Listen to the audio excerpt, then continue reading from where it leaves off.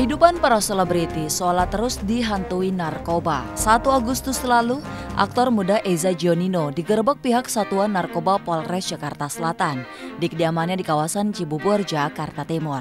Eza bukanlah satu-satunya artis yang terjerembab obat-obatan terlarang. Jauh sebelum Eza, banyak artis terpaksa harus berurusan dengan pihak berwajib lantaran mengkonsumsi narkoba. Lalu mengapa para artis begitu mudah jatuh dalam rayu candu narkoba? Ini kayaknya udah deket banget dengan lingkungan pekerjaan kita di dunia entertain. Tapi nggak cuma di entertain aja sih sebenarnya. Kayak teman-teman yang di olahraga ataupun siapapun juga bisa terjerat kalau misalnya kita tidak siaga. Meset kalau misalnya ada lingkungan yang memang sudah tidak nyaman, sudah ada efek-efek ada narkoba di sekitar kita, mending kita jauhin sih. Kalau aku sih gitu, kan sudah banyak korban juga.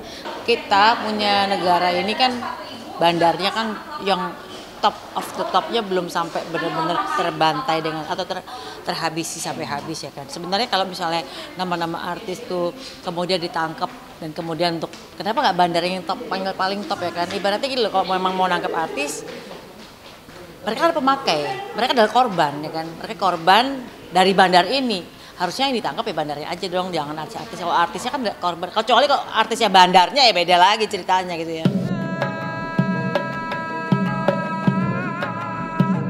Ironi tentu jika para publik figur justru memberi teladan buruk. Artis bukanlah sekedar predikat, melainkan sebuah tanggung jawab untuk memberi contoh yang baik bagi publik.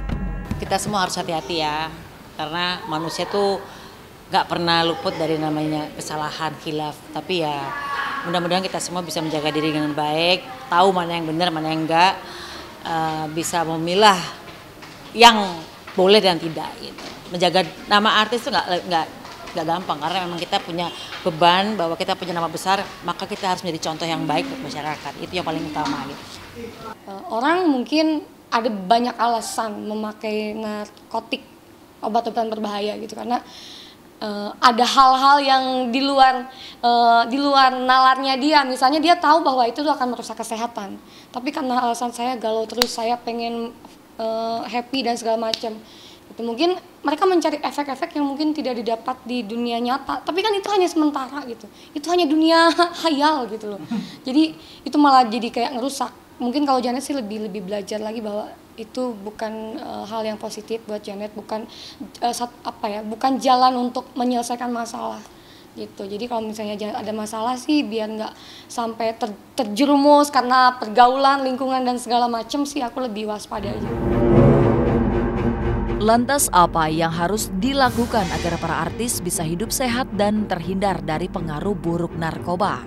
Orang-orang sekarang kan gampang galau, kadang-kadang galau nggak punya teman, aduh itu mas cepet banget kayaknya kalau dirayu, ini mau ini enggak lah gitu. Kadang-kadang ya hal yang seperti itu, keputusasaan, sedikitnya pertemanan, kurangnya support dari keluarga, itu yang sangat-sangat menunjang seseorang untuk bisa terjauh dari godaan narkoba menurut aku.